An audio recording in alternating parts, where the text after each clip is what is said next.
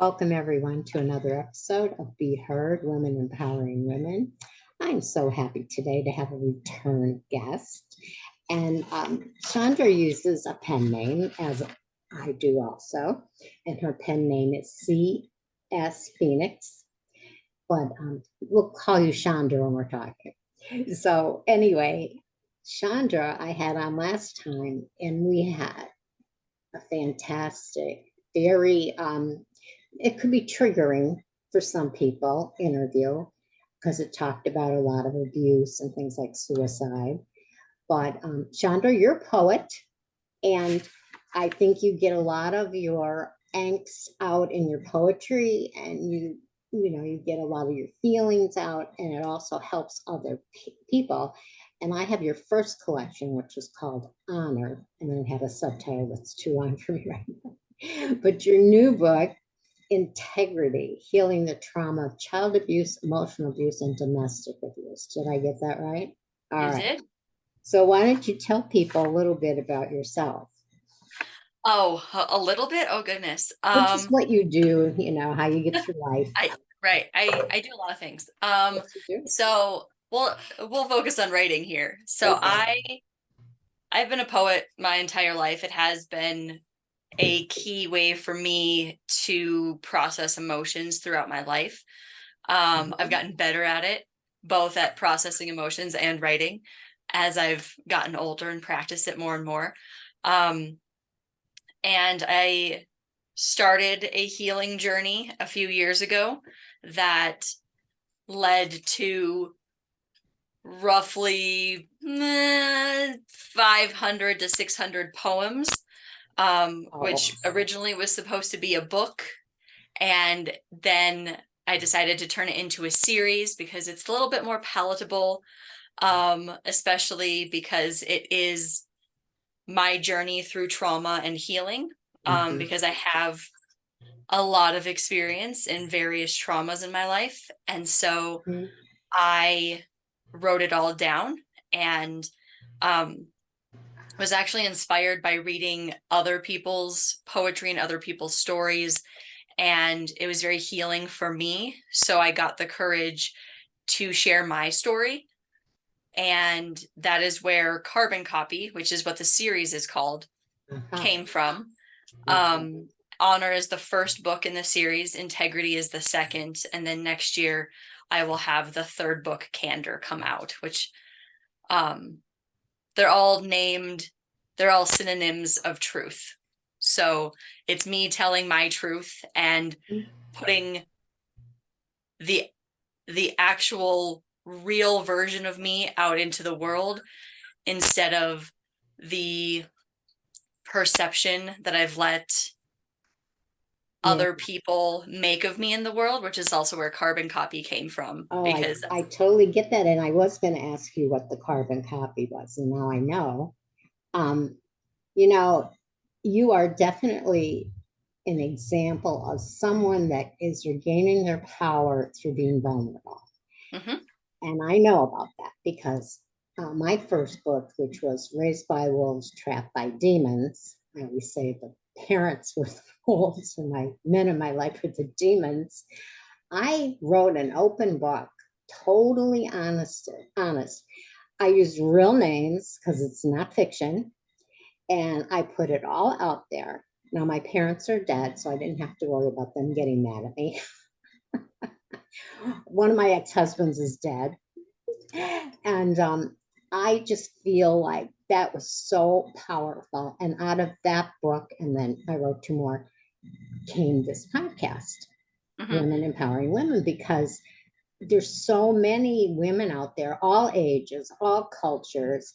I can talk to you, you're much younger than me. I can talk to someone older than me. We all have stories of how we were held back or emotionally abused or physically abused or sexually abused. It's like a common thread, and it goes back centuries, let's face Oh it, yeah. and it still continues. So when you wrote this second one, Integrity, well, let's backtrack. You kind of told me why you started writing this series, right? Um, so when you were young, did you feel like you were the only one that had things happening to you that no one else had anything like what was happening to you growing up? Yes, and I mean, I think that's actually written on maybe the inside of the book, maybe the back of the book. I Okay. don't remember where I put it at this Yeah. point, actually.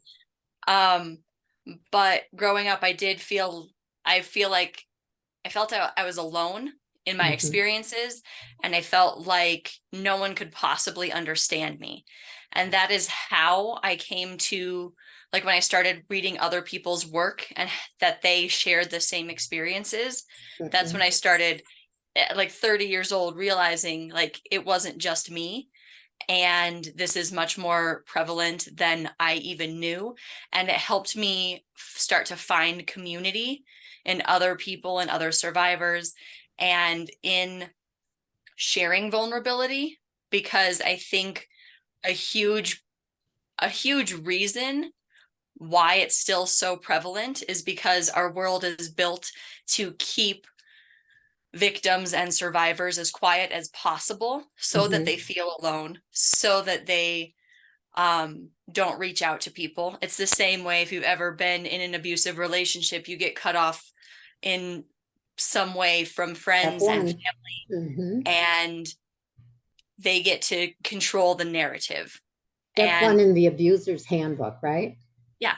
Yeah, I got So, it. but it's you you don't start seeing that until you're on the other side of it.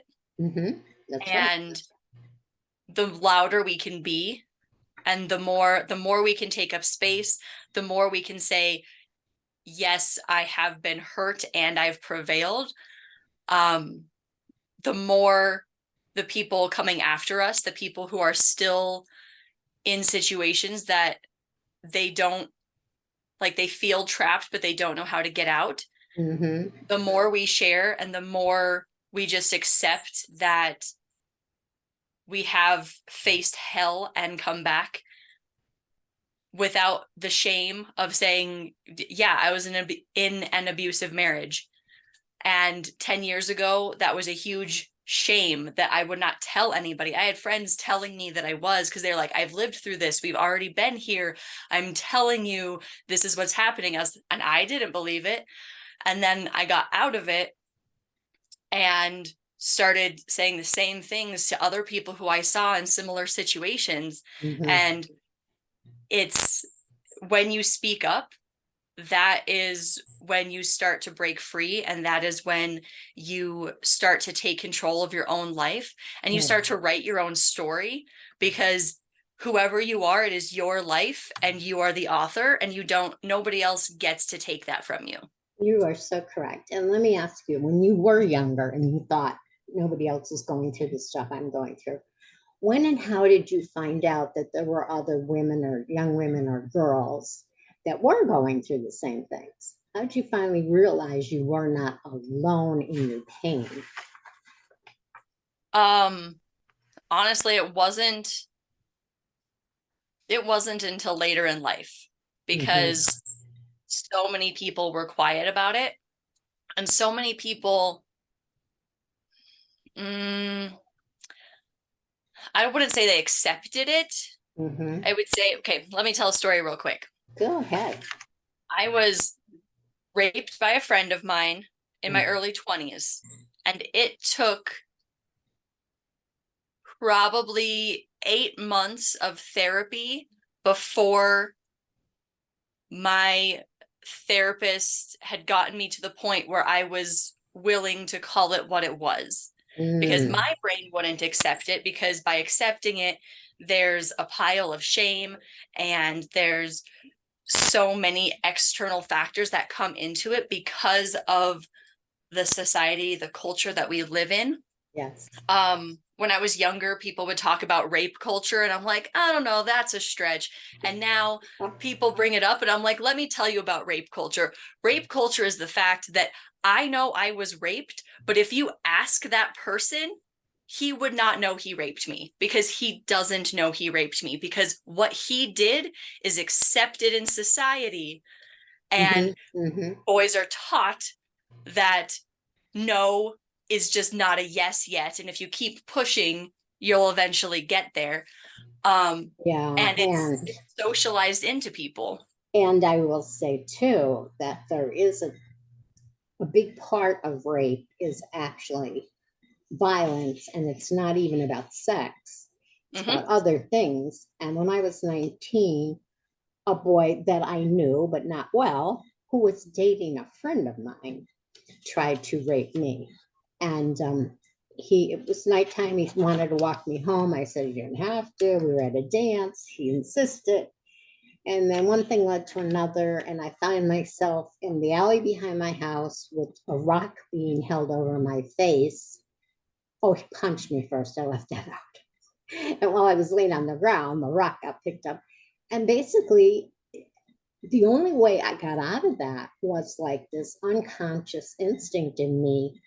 I don't know how I did this. I talked him into going to my father's garage. And why should we be outside? Let's go in the garage. And he believed me for about 100 steps. Hmm. And then he said, "You're trying to trick me." And I went black.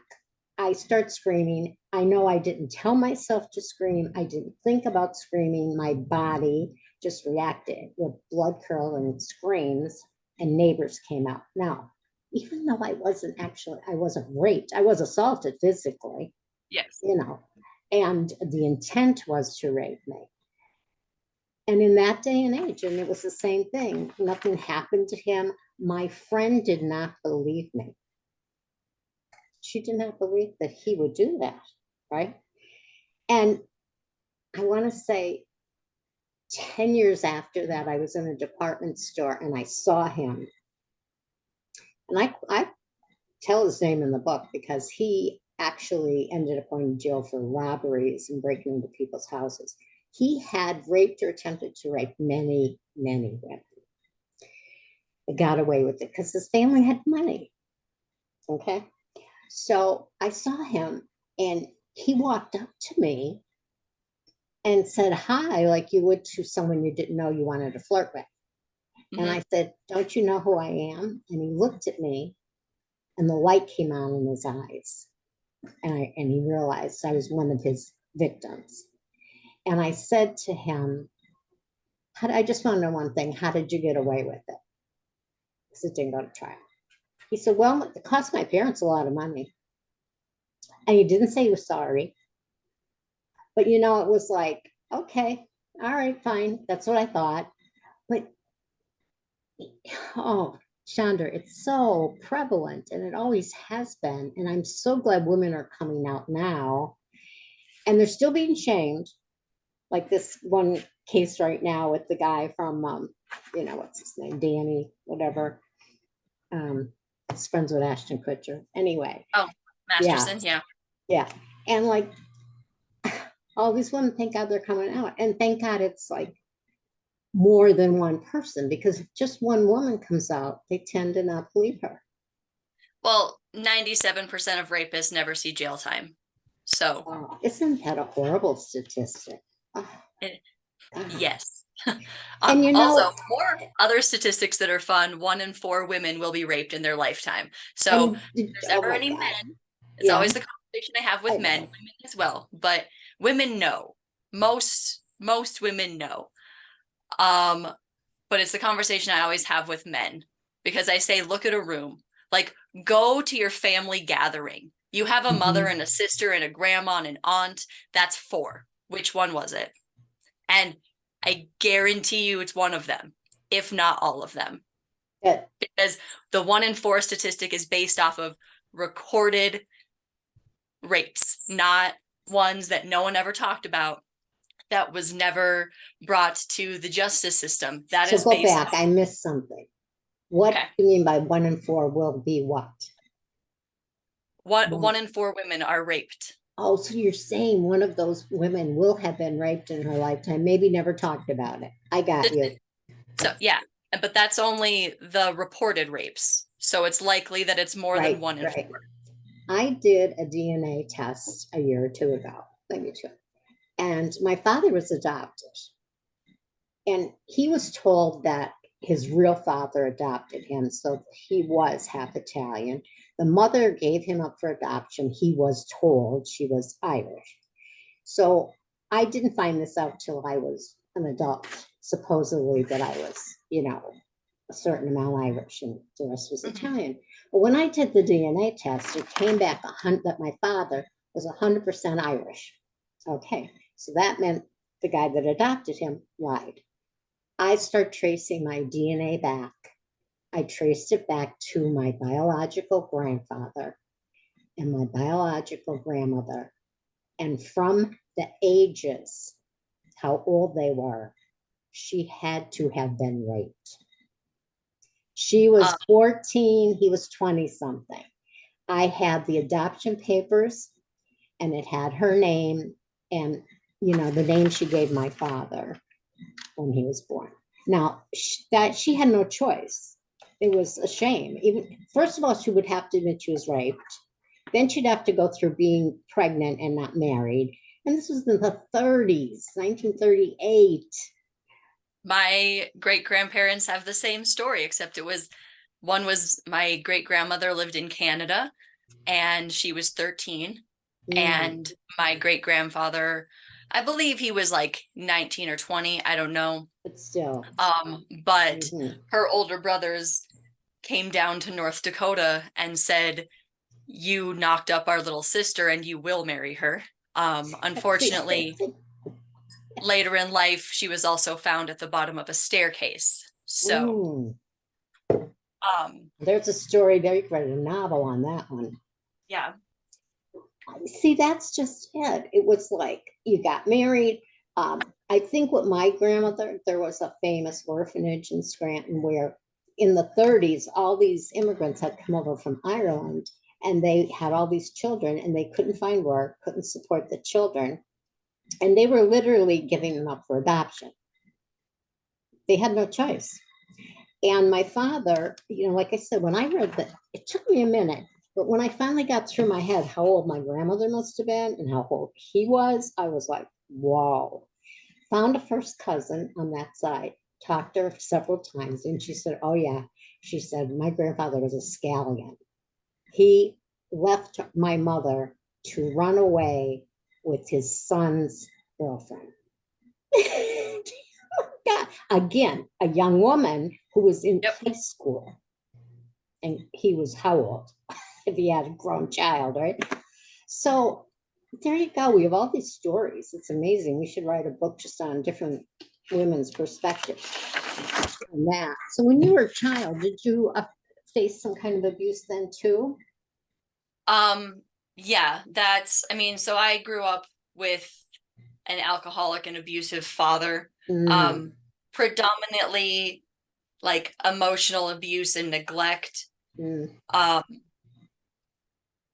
I was also, I was molested by 3 different people between the ages of 4 and 10. So, I grew up a long time ago.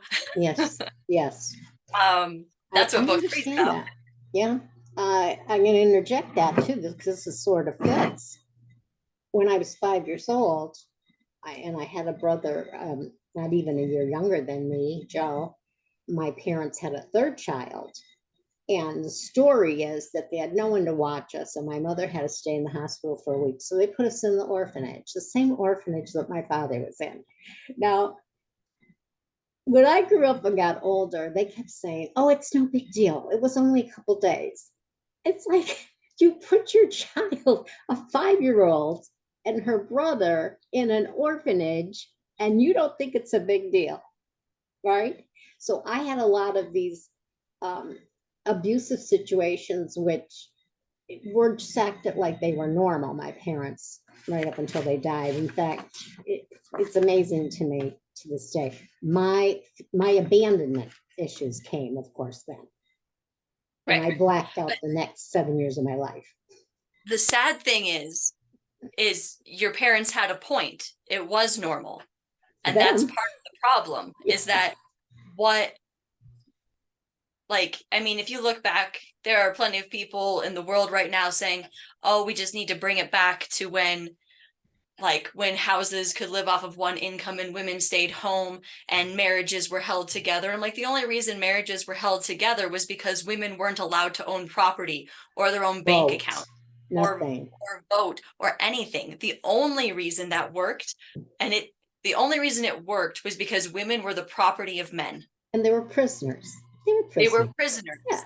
And it's people idealize it and say all of these. And I'm not saying that there weren't people who were in love Sure. and love each other to this day. Sure. I'm not saying that, but I'm saying the majority of them, where you're saying my grandparents lasted 60 years together, I'm going to say there's a really good chance your grandmother had no choice. My grandmother on And my mother's side, who is my actual biological grandmother, God bless her. She came from Italy. Her husband picked her.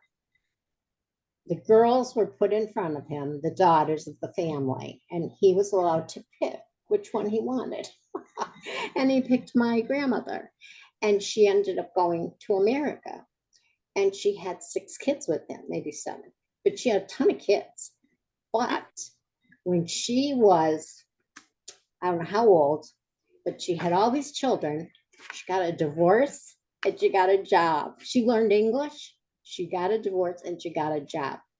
I say that's where I got my strength from, my chutzpah from, is my grandmother, because you did not do that in, I would say it was the early 40s, late 30s. You did not do that.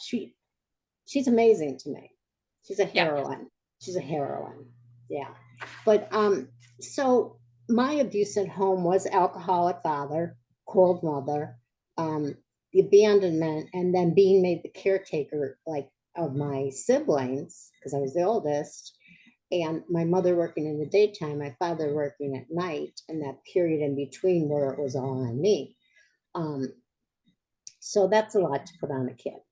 And then you could not be good at anything. If you wanted to talk about how good you did on a test or something, they'd say, "Oh, don't be blowing your own horn. Don't be bragging." I said, "Okay." Like, it was so minimized. I was minimized and marginalized ever since I was a child. And then the men thing, I'll be very honest, my first marriage was an escape to get out of that house, you know. that's But why I have a pen name. that's why you what? Have, That's why I have a pen name. that's why you have a Because bed name. because my maiden name does not belong to me. It belongs to my father. And my married/divorce name does not belong to me. It belongs to my ex-husband. So I gave myself my own Oh, name. good for you. Good for you. That's a good way. See, that's the way you empower yourself. Those are the type of things women need to do. And then I think there's a part in your life, both of us, where sometimes you think it's your fault. Like, Mhm. what did I do? Maybe if I did this, or maybe if I did that, oh, I shouldn't have went out that night, or I wouldn't have got assaulted. You just, your mind plays tricks with you, because you cannot wrap your mind around the fact that another human being will do that, like just assault somebody. It just mind blowing to me. So did you ever feel like that it was your fault? Maybe when you were a Oh, child? for the first 30 years of my life. Mm. So, and again, I go back to that's part of rape culture. That's part of an abusive culture, is that we are taught as a society that if something bad happens to you, you are the problem. It's not the person who manipulated you. It's not the person who coerced you. It's not the person who violently attacked you. You were the one who put yourself in a situation to be harmed.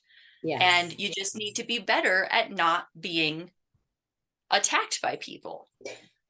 But then when you get better, so like me in junior high, the nicest way to put it was I was a bitch. No one was going to touch me. No one was going to talk to me. If somebody looked at me the wrong way, I would get violent. And people are like, wow, she's mean. She's rude. And I'm like, no, I have learned You're protecting that, yourself.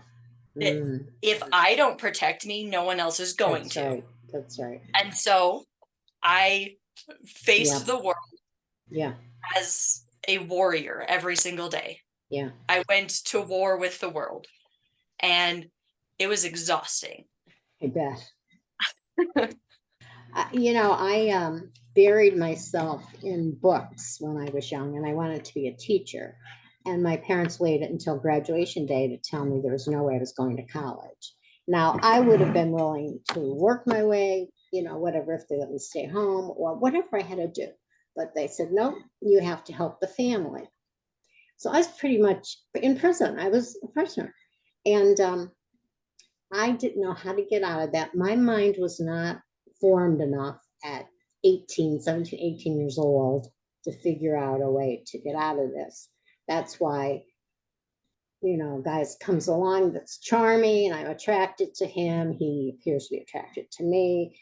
And I say, oh, and my father tried to stop that too, But then here I am in another prison because we talked about page 1 of an abuser's handbook. He literally cut me off from my family. And I was supposed to go to my sister-in-law's shower. Now, this was like late 60s. He literally tied me to the kitchen chair. Tied me. She's picking me up. She's outside beating the horn, and I'm tied to a chair. And he went down and said, she's not going. Okay. Just on and on and on, And I had 2 ex-husbands, and they both had control things that they did to me and abuse. And I stayed way too long, the father of my children I stayed with, I thought, because of the children, but then it was ridiculous because he wasn't any good for the children either, And when I got divorced, he stalked me for 2 years. And he got away with it. Every time I tried to get him arrested, he got away with it. So things are not changing. In fact, I think they're going backwards a little bit, Chandra. I think they are too. A few years ago, finally convinced my mom to divorce my dad. Yes. And it was a very hard year, but we eventually moved back into this house that he squatted in for a year. It took 5 court orders to get him out of the house. And then he broke in multiple times, broke in and stole things. And every time the cops warned him, hey, that's breaking and entering. You don't get to do that. And I'm like, wow. This is also why he's gotten so many DUIs and has no repercussions for it, because you're like, you're not supposed to have a 2.8 blood alcohol level and drive around with open containers, but they always give him a pass. And did they know him? Is that why? No, they all hate him. Why wouldn't they get a DUI? I don't know. I don't know where you live, what goes on there, but I do have a sad story too, that I won a young woman. I was friends with her many years, and she was sober. She was in recovery, and it was nighttime, and she was on a little bike, moped, whatever, not a motorcycle, a small thing. And she got hit. It was a hit and run. She was killed. And they had all the evidence in the world. This is in the north part of Florida, northwest. Anyway, she got killed. They knew who the guy was. They tracked the car down. There was blood on the car. Her body was found miles from where the bike was found. So it had to be moved, right? All this stuff, nothing. I did a YouTube thing on it. I connected the police department myself. I wrote to the attorney general. He's still walking around. And I wanted to do a podcast with her boyfriend and her son. They were afraid. They're afraid of the people, the family. I said, oh boy, well, how? You wonder, how does this happen? So getting back to integrity, I'm looking forward to reading that one too. How's your life today? Oh, it's fantastic. Yeah, because you did the work. You did the work. I did the work. I don't I have some pretty strong boundaries these days, and I don't have to guard them with my beautiful shield and sword that I have behind me. Those hang on the wall Yeah. now. And I I guard them with my voice, and I Yeah. have learned how to use my voice Yes. and speak up for what I need and what I deserve, honestly, as a human to be treated like. Mhm. And I also give myself time to rest. I'm nicer to myself. I have much Self-care. more Hmm. self Hmm. compassion than I used to have. Yeah. And yeah, I So just, you can attest that there is life on the other side of pain, no matter how much pain we've gone through or abuse, um, the obstacles in our lives. We did what we needed to do at the time or what we knew. Like a lot of times you don't know yeah. what to do. But when you finally know what to do and do it, there is another side and it is wonderful. And Hmm. anything that happens these days that is not in my liking, I can handle a lot more gracefully and calmly because I don't have all this other stuff going on. I have a wonderful husband of 34 years. So life can get better. Well, I Life want can. everyone to get this book, Integrity by C.S. Phoenix. And you can look both of us up on Amazon. We are there. I'm under Mimi Tallow, and she's under C.S. Phoenix because we Yeah. both have a lot of things that will help empower women. Chandra, thank you so much for coming today. We have to do another one, right? I mean, I do have another book coming out next year at the very least. Yeah, right. And anything else you're doing or anything else I'm doing, let's think of each other. Yeah. All right. I will see you later. Thank you again. Yes. Have a great day. You too.